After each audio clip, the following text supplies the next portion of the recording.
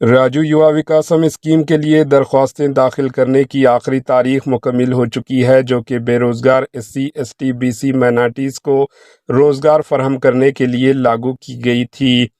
منگل کی شام تک تقریباً 15,70,000 افراد نے ریاست تلنگانہ بھر میں درخواستیں دی تھیں۔ کانگریس حکومت نے اس سال 5 لاکھ لوگوں کو 6,000 کروڑ روپے منظور کرنے کا ہدف مقرر کیا۔ کانگریس حکومت اس اسکیم کے تحت 50,000 روپے سے لے کر 4 لاکھ روپے تک کی مالی امداد فراہم کرے گی۔ آج سے 20 مئی 2025 تک منڈل سطحوں کی کمیٹیاں اہل امیدواروں کی شناخت کا عمل انجام دے گی۔ 21 مئی سے 31 مئی 2025 تک ضلع سطح کی کمیٹیاں مستحقین کا جائزہ لے کر ان کا انتخاب کرے گی۔ منتخب استفادہ کنندگان کو ریاست تلنگانہ بھر میں 2 جون سے 9 جون 2025 تک جاری کردہ ڈاکومنٹس دیے جائیں گے۔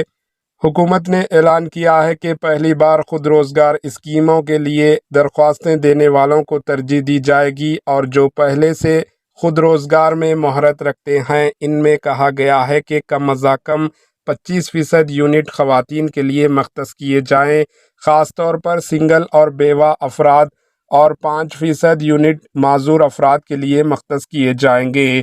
Bureau report AHN news.